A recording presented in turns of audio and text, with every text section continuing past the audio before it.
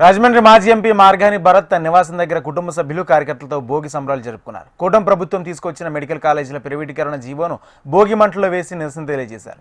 ప్రభుత్వం మెడికల్ కాలేజీల ప్రైవేటీకరణ నిలిపివేసే వరకు నిరసన చేస్తామంటున్న మాజీ ఎంపీ మార్గాని భరత్తో మా ప్రతినిధి చిరంజీవి ఫేస్ టు ఫేస్. మాజీ ఎంపీ మార్గాని భరత్ గారి ఆధ్వర్యంలో భోగి సంబరాలు అంబరాన్నంటాయి.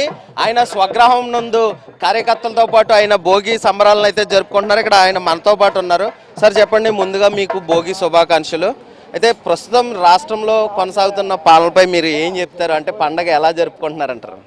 ఇవాళ పెద్ద ఎత్తున మా కార్యకర్తలందరూ కూడా ఇక్కడికి మా స్వగృహం దగ్గరకు వచ్చి ఇవాళ భోగి మంటలు వేసాము. ఈ భోగి మంటల్లో పాత జ్ఞాపకాలు కానీ లేకపోతే మనం చేసిన తప్పులన్నీ కూడా ఈ భోగి మంటల్లో కలిసిపోయి మనకి జీవితాల్లో కొత్త ఆనందం రావాలి అని మరి మనస్ఫూర్తిగా మరి కోరుకుంటూ ఉన్నాము. ఈ కొత్త పండుగ దగ్గర నుంచి కూడా ప్రజలందరూ కూడా కొత్త ఆశలు కొత్త ఆశయాలతో ముందరికి సాగాలి అని కోరుకుంటూ ఉన్నా. ఒకటే అంశం చెప్పేది ఏంటంటే, ఇవాళ ఆంధ్రప్రదేశ్ రాష్ట్రంలో కూటమి పరిపాలన చేస్తున్నప్పుడు ఏ వర్గ ప్రజలు కూడా ఏ రకంగా ఉన్నారో ఒకసారి ఆలోచన చేయమని కోరుతా ఉన్నా. ఇదివరకు జగనన్న ఉన్నప్పుడు ఏదో ఒక పండక్కి ప్రతి పండక్కి ఏదో ఒక సంక్షేమ కార్యక్రమం ఇచ్చి పెద్ద ఎత్తున చేసేవారు. ఇవాళ మహిళలు కానీ రైతులు కానీ పిల్లలు కానీ లేకపోతే ఏ వర్గమైనా తీసుకోండి, ఎవరికి కూడా ఏ సంక్షేమ పథకం ఇవ్వకుండా ఇవాళ నట్టేటి ముంచిన సందర్భం.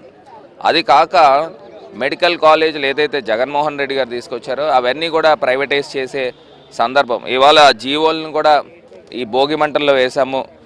మొత్తము ఈ జీవోలు వెనక్కి తీసుకుని ఈ మెడికల్ కాలేజీని త్వరితగతిన పూర్తి చేసి ఇవాళ ఆంధ్ర రాష్ట్ర ప్రజలకు అందియాలి. ఎందుకంటే కరోనా టైంలో కొన్ని కోట్ల మంది ప్రాణాలు పోయినాయండి.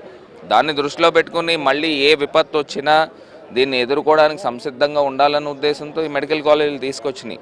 17 మెడికల్ కాలేజీలు తీసుకొస్తే ఈ ప్రైవేటైజ్ చేయడానికి చంద్రబాబు నాయుడు గారు ఎవరని అడుగుతూ ఉన్నాం. అదేవిధంగా ఈ పండుగ అంటేనే రైతుల పండుగ.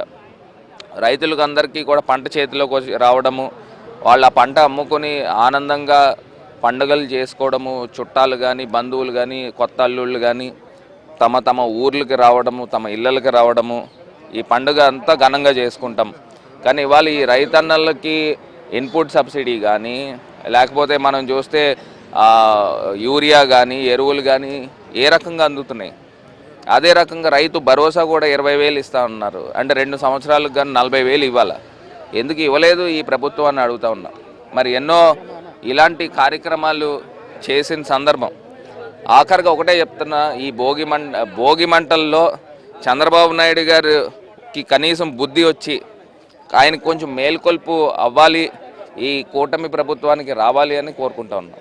సార్, ఇప్పుడు కూటమి ప్రభుత్వం చూస్తే ప్రస్తుతం ఎక్కడా కూడా సంక్రాంతి పండగ కానీ ఇటు క్రిస్మస్కి కానీ ఎవరికి ఎటువంటి అంతకుముందు సంక్రాంతి కానుకలని ఇచ్చారు. ఇప్పుడు ప్రస్తుతం ఎవరికి ఏమీ ఇవ్వకుండా నార్మల్గా ఉంది. దాన్ని ఏం చెప్తారు?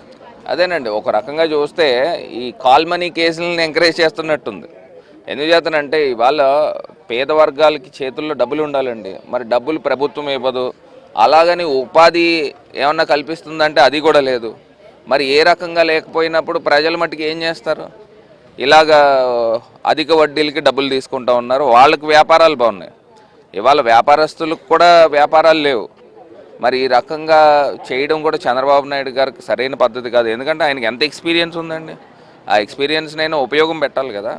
ఇవాళ అది ఏమీ లేకుండా ఇవాళ ప్రజలందరినీ కూడా బాధలు పెట్టిన సందర్భము. ఖచ్చితంగా ఈ జీవోలు ఏదైతే మేము దగ్ధం చేశామో ఈ కూటమి ప్రభుత్వం కూడా రాబోయే రోజుల్లో ఇదే భోగి మంటల్లో దగ్ధం అవుతుంది.